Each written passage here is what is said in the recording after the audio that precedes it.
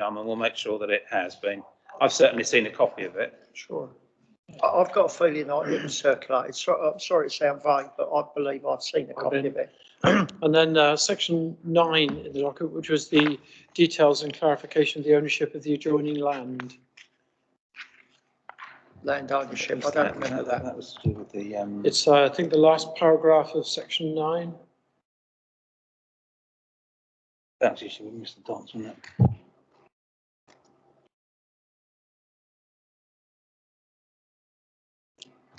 Chris, I do recall the list, and it was slightly smaller than I was expecting, and I think that's why it slipped my mind.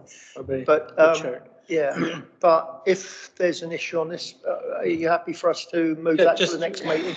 We can, as long as we can just note those actions and confirm they've either been done or that they will get done quite shortly. That would be lovely. Thank you. Okay.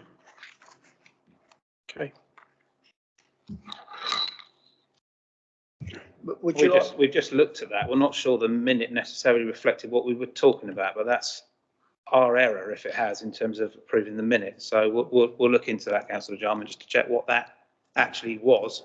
It's not what I thought it was, clearly. But Chris, did you recall what the question was? Which pieces of land you were referring to? Yeah, we wanted to. There was an issue about in the discussion about the boundaries, and we wanted to make sure that we understood where the boundaries were and who owned the adjoining land. And I can remember we were talking about something not being clear of one boundary. I can't remember which direction it was. It was to do with the Premier Inn, I think, wasn't it? Yeah, and so the way to resolve that was to have just a copy of you can just get them online, they're £3.50 each from the land registry, and just see exactly where the boundary is. And if we disagree with that, that would be another issue. But if we agree with it, all well and good, and it would resolve the question of where exactly the boundary was. I think the Harbour estate has been defined by legal in previous emails. Do you want to comment on that at all, Joseph? Because we can circulate the actual original maps, can't we? That might be the best thing.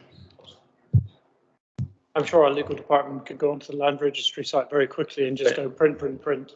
Yeah, but absolutely.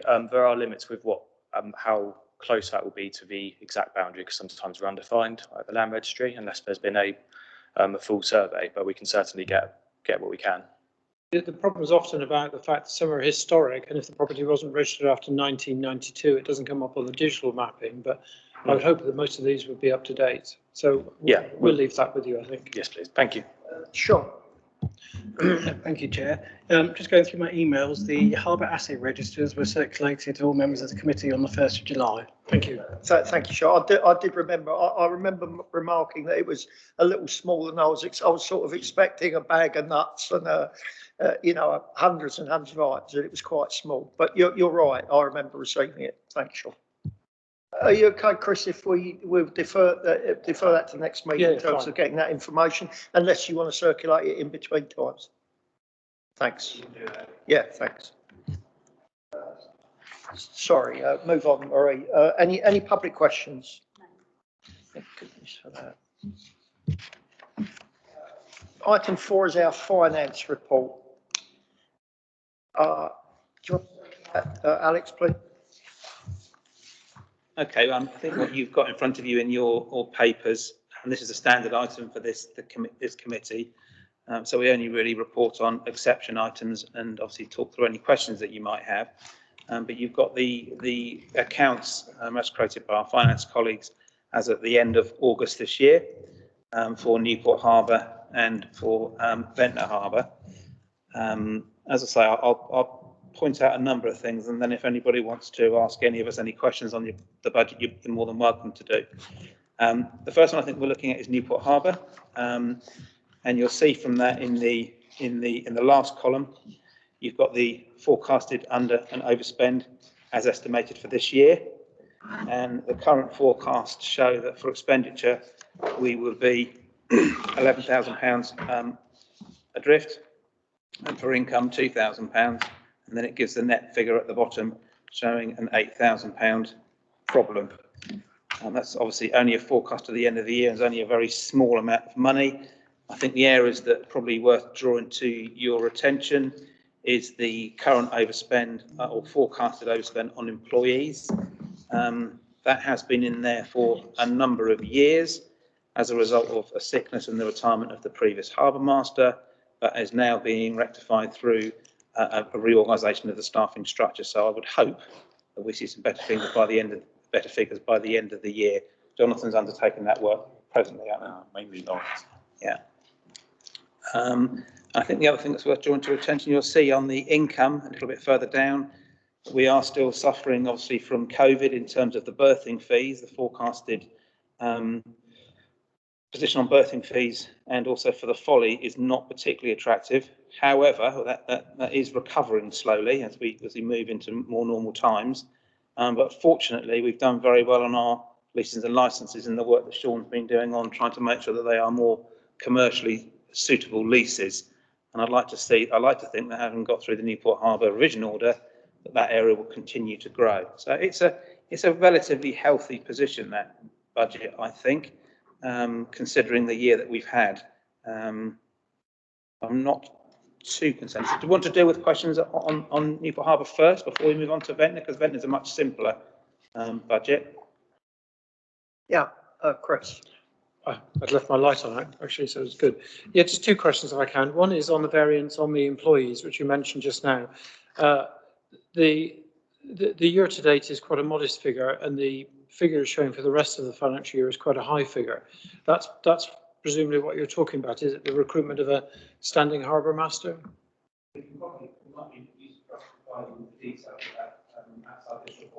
Because we have a whole staffing restructure paper to try and bring it up to a standard whereby we can make sure we achieve our Port Marine Safety Code compliance, which we talked about, I think, at the last meeting. So the harbour staff are actually on duty when they need to be on duty. Is it a fact that they're doing more hours, or that the new harbour master is much more expensive than the previously been budgeted for? It's a combination. It's probably more about making sure that the hours and the rotas reflect the times when we need them on and the public need them to be on, which then results in a slight increase in hours, but not a huge amount.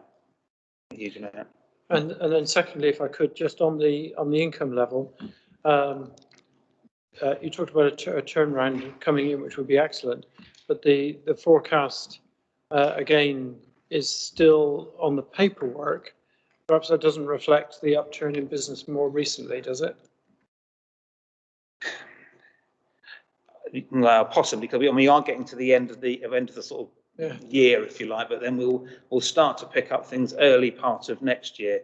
It's quite difficult to forecast that. It's been quite difficult for the accountants to forecast that during COVID, and obviously moving on as we move forward. It's just we're at -40 and we're predicting -103, which is quite a big continuing negative shift to a decreasing part of the financial year to report in. Business numbers will drop off. Sorry, Chris, and that figure of 103,000 obviously is a forecast to the good, Sean, isn't it? Yeah. But, and that's based on the leases and licenses that we've reviewed and are to review as we move forward. I mean, different leases and licenses fall into different financial years depending on the length of their license, and that's an estimate I think that you put together, isn't it, for the accounts team? Yes. Yeah. But if you want to see the breakdown of that, I'm more than happy to do. I think I'd like to, if you could, please. Yeah. I mean, is it that the licenses are more licenses that we needed previously, or that they're more expensive than we'd previously budgeted for? Nice one. It's a constant number of leases. What we've been doing as they've been expiring, we're moving people onto a commercial rent, whereas in the past they perhaps had the benefit of a heavily discounted annual rent. We're moving across to market rates, which is something we haven't done before in the harbour. Right. And just one final question. I assume all of that is coming through our own Isle of Wight legal department now. Looking to Joe. Yes, we issue. Nodding in the right point. We draft the heads of terms as the client department, issue those to the prospective tenant. They come back, they're issued to legal prepare the lease, and then the lease is issued via our legal team. Alex. Yeah, just to add to that, and I think most people in the room probably aware of this because we discussed at the previous meeting, but we are hoping to see some quite healthy increases in that area as a result, as I said earlier, the harbour revision order, because we were very limited in the leases that we were able to issue previously, obviously them being only 3 years and mainly for marine relating purpose. So we're hoping that as we move forward, we can have some much more meaningful leases, both for us from a financial point of view, and also for the people that are leasing and licensing the premises. So I think that's probably pretty encouraging, and was, you know, very thankful that we've all agreed and got to the stage where the Harbour revision order is completed and signed off. So there is some potential in there, I think, as we move forward. So Alex. Thank you, Chris. I'll come to Julie. Chris, are you okay if we get that further information in the papers for our next meeting, or would you like it before? Yes, Chair. No, in papers for the next meeting will be fine. Thank you. Julie. Thank you. I probably won't appear on this this forecast because obviously it's to do with the festival. And apologies for Councillor Price, but there was a business that was affected, Skates, in the Sawtooth building. They were unable to get, you were probably aware of this, basically operate. What compensation are we going to be giving this business because they couldn't operate during the festival? I'll check. That's one of our tenants in the Sawtooth building on the harbour. I think that's something that's been discussed with the events team with Ashley Kurz, and so I'll have to come back to you on that. I understand they got access in the end, or limited access. They couldn't operate Thursday and Friday night, Yeah. and they shut for Saturday and Sunday. Sorry, I didn't hear that, Jonathan. What? Sorry, they had access up to the beginning of the festival, but they didn't. They had to cancel Thursday and Friday night sessions. They were already planning to be closed for the Saturday and Sunday, and they did have access through, but it was a little bit complicated at points. But I was speaking to them at the time and pointing it out to the festival. But I believe it's with the festival now. Thank you, Chairman. Yeah, I mean, coming back on that same point, people that were attending Skates were also turned away on Wednesday by the security, who were being definitely overzealous. I've reported it to Ashley and to Kev Winchcombe as well, who are taking it up. But it's I think the way the harbour was controlled by the festival organiser this year a lot of things have changed from previous years, and I can't stress enough, it's not necessarily for this committee to do that, but there's a lot of things that need to go back to 2019 basically. But the way the security acted on the harbour, restricting residents from Wednesday onwards, was just not acceptable. You know, we know there are restrictions and local residents know that, but it was affecting that business was really you know, unnecessary, I think, and I do believe that Ashley has taken it up with the event organiser, and there may be something coming from the event organiser. So Reputational damage as well, of course, that we suffer during that time, and Matt and I are trying to sort it out, aren't we? You know, at the time it's quite stressful, and stressful for officers as well, who are then diverted from what they're supposed to be doing to go and sort out these things that should have been sorted out before. So I think it's just a warning for, like I say, Matt, we go back to 2019 when things seemed to work quite well, though we didn't have a tenant in the Sawtooth building, so that is a new thing. Alex. Yeah, I can't agree any more on that point, because we don't only just manage the harbour, we also manage the leisure centre, which obviously the similar impact we have on that as well. I think from a council point of view, the events, which is obviously sitting under regeneration, have got the chance to relook at that agreement from next year and to address those issues. Those issues were better in 2019, but those issues actually have been there since day one, many of those issues.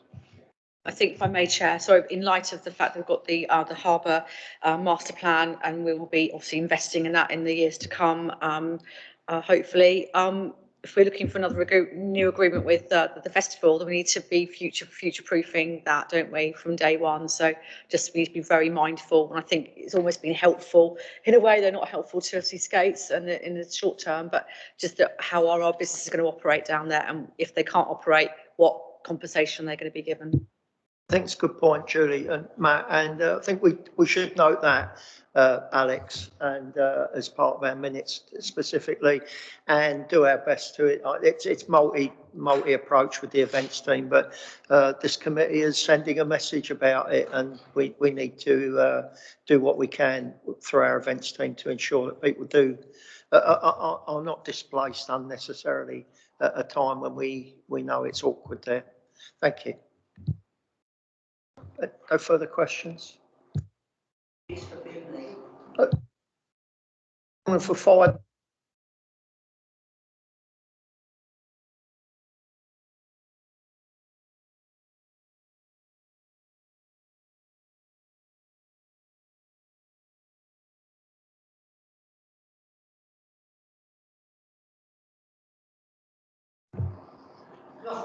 It's nothing further on the finance. Thank you for that. Very briefly pick up on Ventnor. As I said, it's a standard item. It's a much simpler budget. I mean, in essence, it's the same thing that we were reporting last time. There is a variance in the net position, and that is still mainly down to the issues associated with the seaweed clearance. Yeah. And being quite frank, at the minute, until we decide the future direction of Newport Harbour, Ventnor Harbour in this group, that position, I'm sure, will continue. Thank you. Gary, for you, you weren't at the last meeting, were you? So forget benefit mainly, very briefly, could you explain that what's in place on terms of the seaweed removal, just for Gary's benefit? No, that's fine, Chair. The council currently has a contract with Cheetah Marine for the removal of the seaweed. They've got a bespoke vessel which was constructed a number of years ago through the original contract with the council. Basically, that collects seaweed from a sump in the harbour, macerates it and pumps it to the southwest of the harbour arm. They're contracted until the 31st of March 2022, and we're currently negotiating with them as a sole supplier for an extension of a further 2, possibly 3 years. Thanks, Sean. Chris? Yeah. Thank you. Are we looking at any other possible suppliers and different methodology? Because obviously it is expensive, and there must be other ways of dealing with the seaweed from around the country. I just wonder whether that was a thought. There's currently an EU-funded project looking at alternative uses of seaweed, not just within Ventnor Haven, but from council-owned and managed beaches across the island. We're due to receive a report in the next couple of weeks from the French-based consultancy, which was commissioned jointly between the Isle of Wight Council and Ventnor Town Council. That will look at alternative uses for the seaweed. With regards to alternative suppliers, the council's previously tendered on a number of occasions for the seaweed removal, as I detailed, and on each occasion it's been a sole supplier tendering for it. The issue we've got is the incumbent contractor has the vessel, and if someone was to bid for it, there'd be a significant upfront cost in a new contract. So our procurement team are content that we can negotiate on a sole supplier basis at this time. Sure. Chris?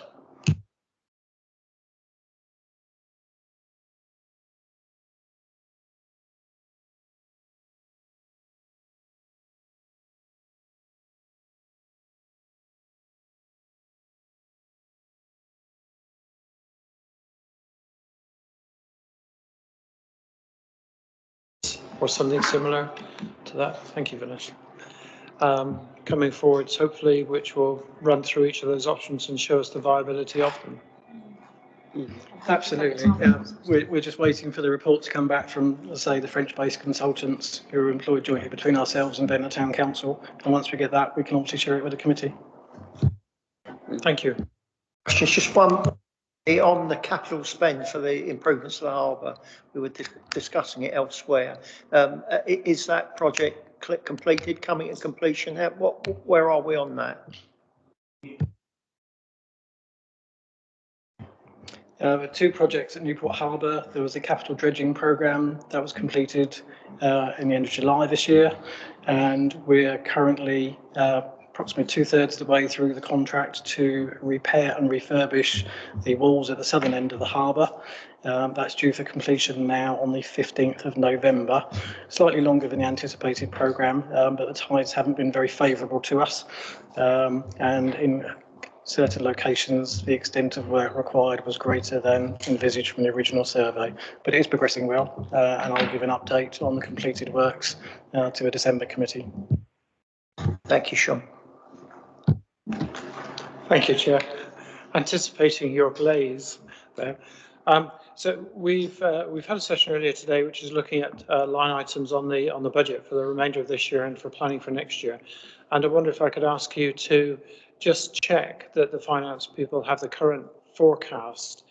What we found is a lot of items have been delayed. Some have not started at all. This one obviously has started. And we want to make sure that the current forecast for expenditure within this financial year for the council and for the next financial year is updated. They are clearly wrong. I'll give you that hint now as we look at them. And I don't know how often you actually update your forecasts into finance. I'll pick that up if I may. The council's finance team and certainly the budget accountant has got responsibility for the Harbours reviews with service managers and updates the forecast on a monthly basis. Sean, are you okay with that, Chris? Yeah, yes, Chair. I just want to make sure that it's kept up to date, particularly as we're now into the budgeting cycle and we're into quite a lot of detailed discussions. Thank you. No further question. Item 5 is report of the Senior Harbour Master. Jonathan. Afternoon, thank you. In the last sort of from June to August, the main thing we had on was the facilities were still closed and we weren't encouraging visitors until the sort of middle of July. At that point, we opened up the facilities and started encouraging boats back again. The hub staff have gone back to their standard working times and they returned in the middle of July as well, which makes it easier. The dredger departed at the end of June and we managed to get the pontoons back together at the same time. Other than that, it's mainly been the dredging at the beginning. And other than that, most things have sort of ticked along quite easily. With the dredging completed, we've had a couple of incidents that boats have lent over where we've had it freshly dredged. But during the time that's now been softening because we took about 1 metre of mud off the top, so it was quite compacted and now it's beginning to soften up. So boats leading is getting less. But generally it's sort of all going as it should do. And now that the COVID restrictions have been lifted, our visitors' numbers are increasing again, which is nice. If there's any questions, please. Thank you for that, Jonathan. Julie. Thank you, Chair. Just 2 questions. Thank you, Jonathan. Just wondering about the dredging. How has that impacted negatively or positively on Odessa in Newport? And secondly, could you give us an update on the abandoned boat notices, where we are now? Thank you. Certainly. Odessa itself hasn't really been affected. Their area wasn't part of the dredging programme. Because we've lost the mound by the hotel, it has increased their access a little bit because it makes the channel easier to use. But they still have to wait to be able to get to their own berths because they weren't dredged. So because it's made it easier to get to our berths and because their berths are opposite ours, there's a slight increase for the ease of their use. But really not that much of a change to Odessa. But that's because they weren't part of our dredging plan. For the abandoned boats, we put the first notices in the beginning of July. They've gone through the process and all of the adverts need to be run, so that's complete.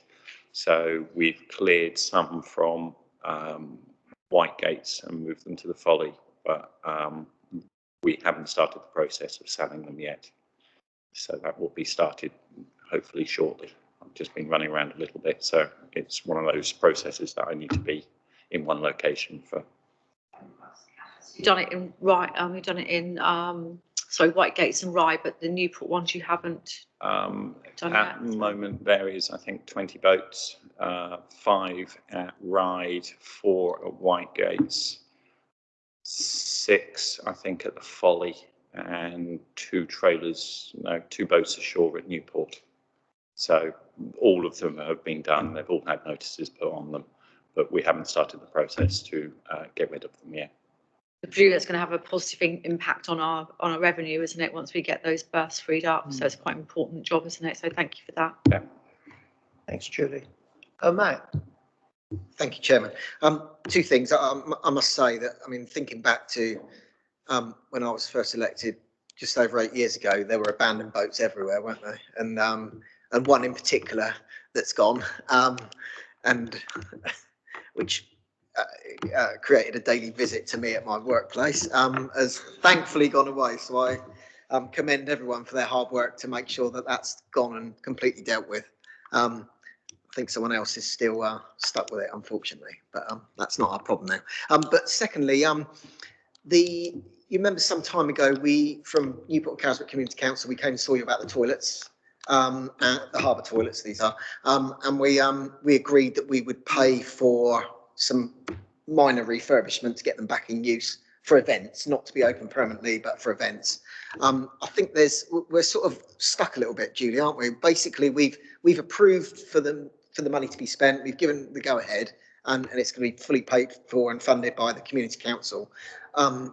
But the officer that we were dealing with doesn't seem to be getting back to us anymore. I don't know, can't remember his name, Julie. You might be able to help with that. It looks like Jonathan knows something, but the priority really is, obviously we've got a Christmas event going on the quay at the end of November, and it's getting close. Yeah. The work was done. They were ready before the festival. They just weren't. It wasn't arranged for the festival to use them or clean them, so they weren't open. But the work has been carried out.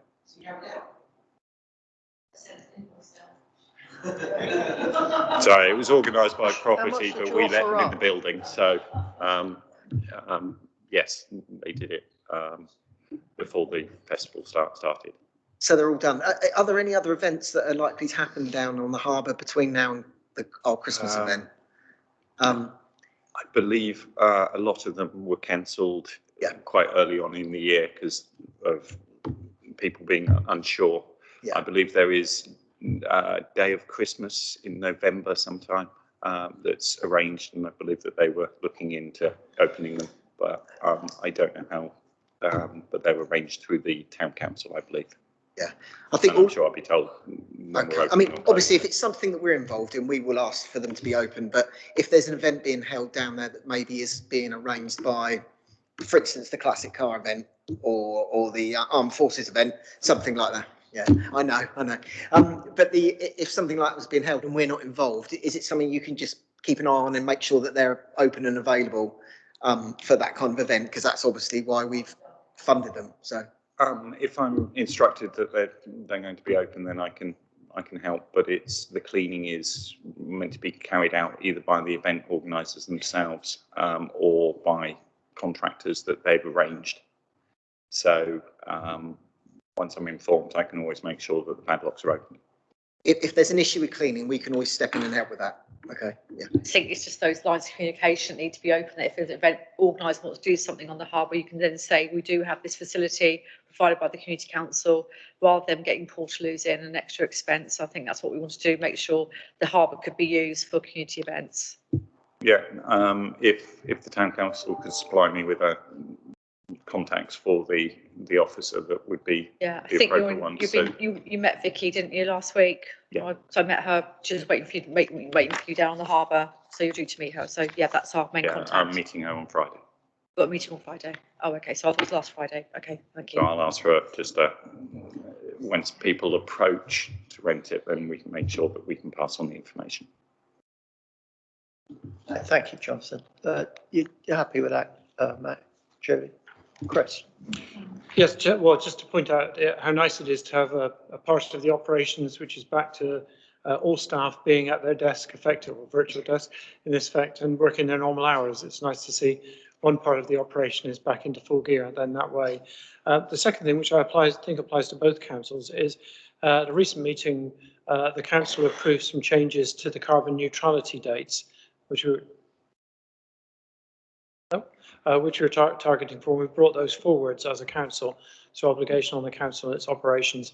And I wondered if you'd done an impact assessment on that in respect of both the harbours yet. I'm afraid not. I mean, our carbon amount we use is quite low because of the equipment at the time, but no, we haven't done it yet. So I'm aware of. No. You happy with that, Chris? It's wind power, Chris. Yeah, absolutely. Julie. Yeah, thank you. Actually, I'm probably seeing Matthew Sunder again. I'm sure he's about to ask his question. Was about the dangerous incidents, the occurrence near misses. Unattended child buggy rolled over the quay wall into the harbour at low tide. Obviously, that's a big safety issue, I would have thought, big flag. Whereabouts on the quay was it? And also, congratulations for stopping the car going into the harbour as well. I mean, that was like, I mean, was it actually? How did you get in there? Did you just stop the car? Because you could have got in there, I suppose. With the car, it just slowly rolled across, so it was stopped. So we happened to have a lot of sandbags left around from all the signs. So one of them was wedged against the rock. It sounds more dynamic than it was. It just slowly started to move. So the harbour staff pushed it back and put a sandbag underneath it and pointed out the use of handbrakes to the owner when they returned. With the buggy, it was a large group of people. They had the children with them and they just weren't paying attention, and they'd done the usual thing of using it as a cargo carrying device, and it was just overloaded. And that was on the corner just before the Jubilee Stores car park.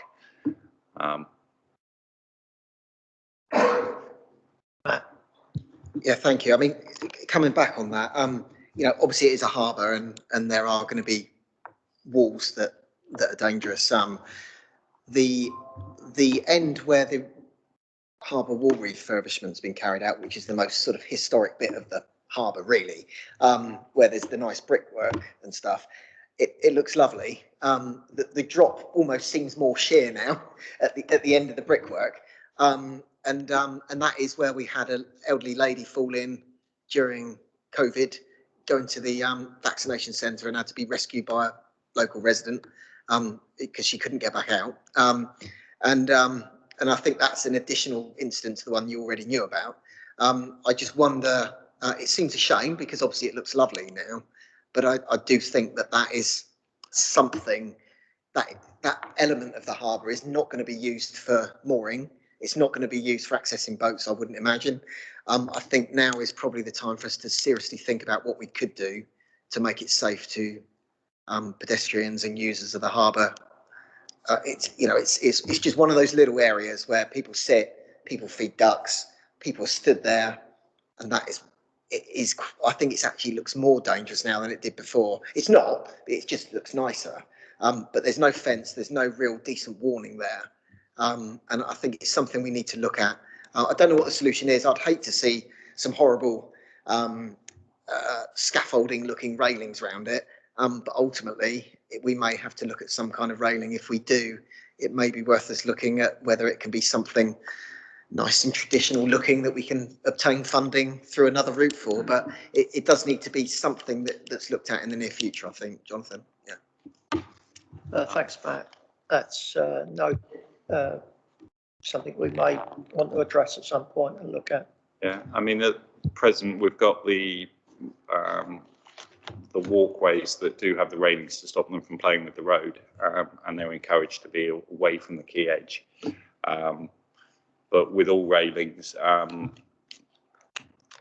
we've got railings where we've got some quay walls coming down, and it's quite usual to see the school kids playing on the wrong side of that because they're being heroic.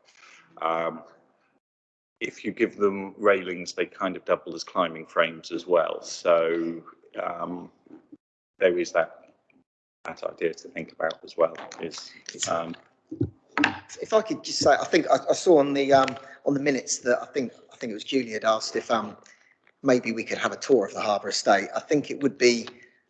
We did that previously, didn't we? We had a fantastic tour, Jonathan. I think you should arrange the same thing because you took us on a boat up to the Folly as well. But it was, but actually understanding everything that comes in the Harbour estate for this committee early on in this council, I think would be really relevant because we did it quite near the end of the last council, whereas sort of early on and with so many things that are likely to go on in the various harbours, I think it would be worth. Obviously, we're not going to get round to Ventnor, I doubt, but certainly but Newport Harbour estate is quite vast, and I think it would be a really useful thing to have a tour. Yeah. Thanks, Matt. Alex, that's something we certainly can Yeah, totally organise, agree. arrange at a suitable date. Absolutely. I think it's something that came out of the previous Harbour group, wasn't it? It's something that was suggested. I found it very useful when I took on the management of the Harbour to go down up the water, really, with various different things being pointed out. So, yeah, by all means, when we get the most appropriate, get a decent bit of weather, possibly. But no, totally agree with that. Thanks for that idea, Matt. And we will do that. We'll arrange sooner rather than later. You know. Thank you. Port Marine Safety Code and the Get Well plan. Is that Jonathan or you, Alex? John? I think it's me. It's sort of it's compared to what it was. It's got quite reduced. The main one is the general directions, which has been moving on very well, and our oil spill exercises are being organised at the moment, so that bit's sort of being done. And of course, the reviewing of the staffing has always been touched upon, so that's going, yeah, so all going in the right direction. If there's any questions. Thanks for that, Jonathan. Any questions? It's extensive and comprehensive, and we appreciate all the work that goes into developing this plan. So thank you for that, Jonathan.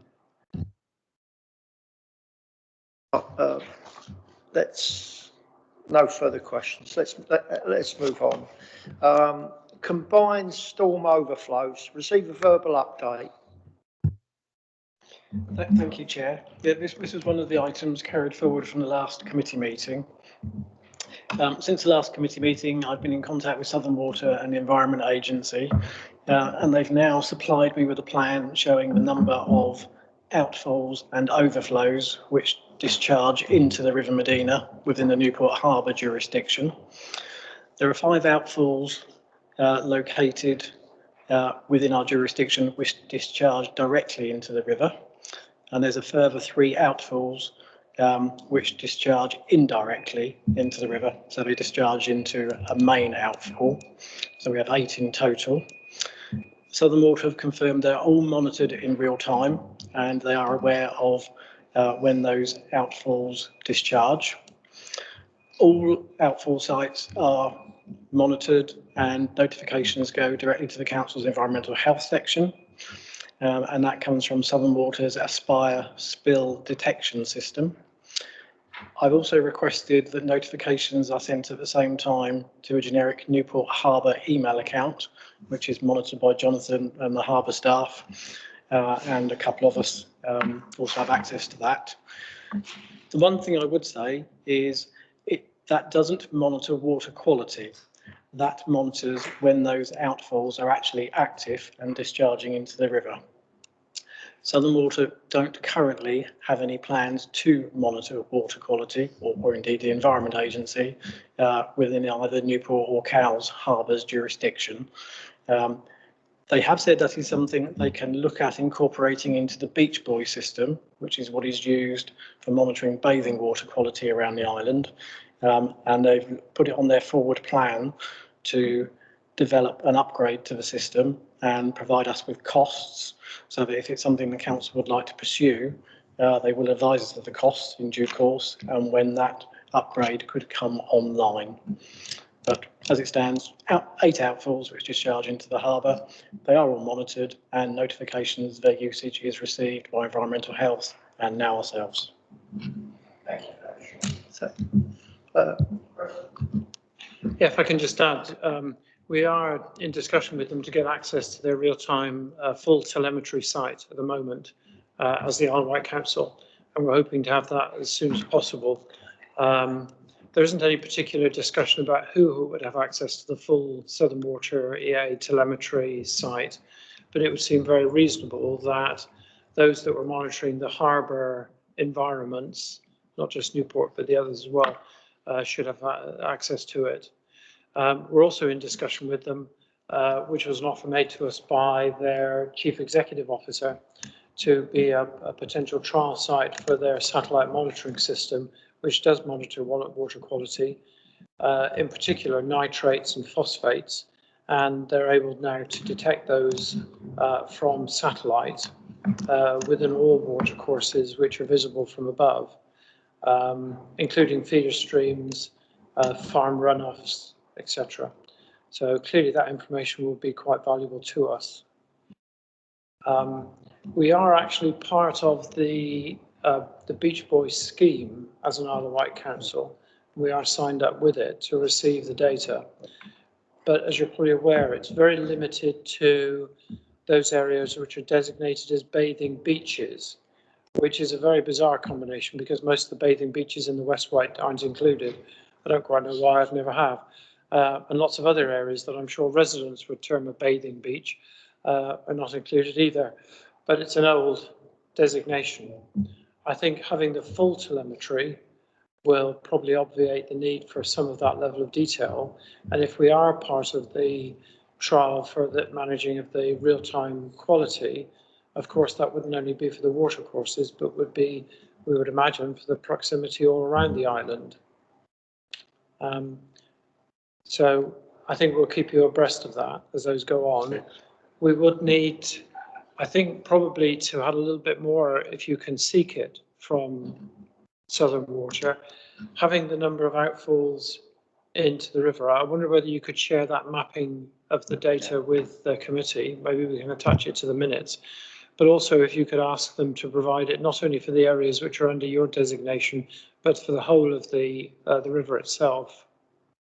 I'm sure they have that information readily available, and it would be quite valuable to us, not only to know of the immediate harbour area, but to know the outfalls and potential spill points and pollution outlets further downstream, even the area, for example, where a famous floating bridge passes, and into the areas of the harbour.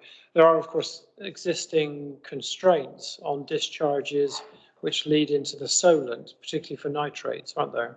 Yeah. Thank you, Chair. thanks, Chris. I don't even I thought we'd, this committee's, where before we know where we'll be managing the Solent, Chris, at your rate, mate, up the river, crossing at Southampton and all the lot, but we take your point. Any further? Sorry if I may, with the outfalls and everything, could I also suggest that we go slightly further upriver, so then we've got what the water quality is coming out of the two rivers? Because if you just stop where Newport Harbour stops, we might have a lot of nitrates, but that's because it's all the runoff from the rivers, because you obviously know how far inland they go, which is outside of us. So it'd be good to have. That's exactly the point that Chris was sort of making. It is. So I think that eventually we do need to get to an island-wide view of it, because even those water courses, you know, both of those have got an enormous catchment area of land, and I've seen the original mapping for that. And we wouldn't want, Newport Harbour, for example, to be blamed for a very high nitrogen thing when it was actually coming from a farmer's field that was perhaps several kilometres away. Yeah. Thanks, Chris. The point's well made and well taken. I think we'll first have to work out where West Wight is, though, before we start worrying about West Wight, Chris. Yes, it's not just Freshwater Isle. I should stress that. Sorry. Let's move. Any members' question time? Vanessa. Thank you, Chair. There's obviously I'm a Ryde councillor. There is nothing on here about Ryde Harbour. And my question is, how far down the line are we going to the town council? What costs are still being incurred?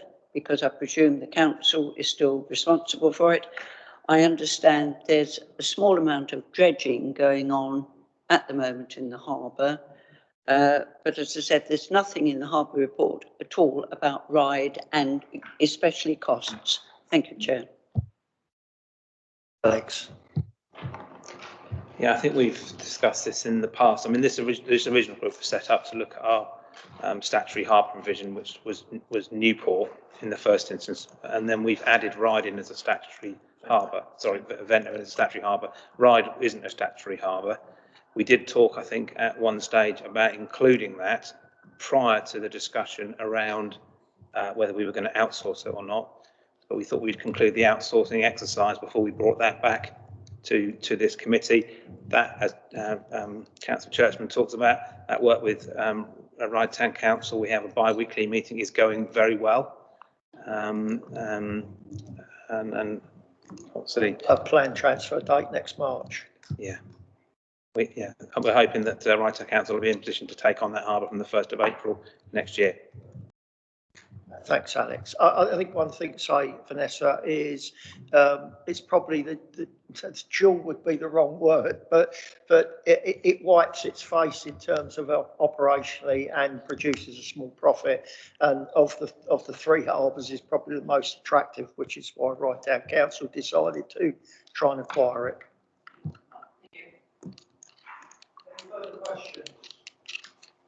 Members, thank you, staff and officers, for all your support and assistance. It's not on the agenda, but I don't know if we have a date for the next meeting. You'll send it round, I'm sure, but do you know what that is right now? It's the 22nd of December, 2 p.m. 22nd of December. Near Christmas. Blimey, are we okay with that? Are we okay with it? No, but let's. Do you want to be here on 22nd of December? Do you, Gary? Gary's not coming. I'm not fussed. I'm afraid I can't Really be. can't, I mate. can't Are you be, coming, no. Chris? Are you coming, Vanessa, on the 22nd? Did it not make sense to kick that into January? Should we rethink that date? Seems sensible.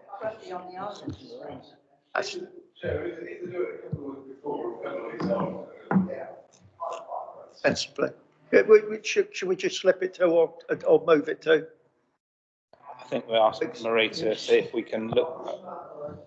It's whether there's a vacancy, I guess. I would suggest doing it the other side of Christmas. We'll look at it. It's not convenient for most of us, so we'll look at an alternative date. We'll minute that. So, Chair, maybe a shorter meeting. So. Yeah. Well, there is that. I'm trying my best. 55 minutes. Come on. He's got to go. Colleagues, thank you so much. Till the next time, we'll meet again. Don't know where. Don't know when.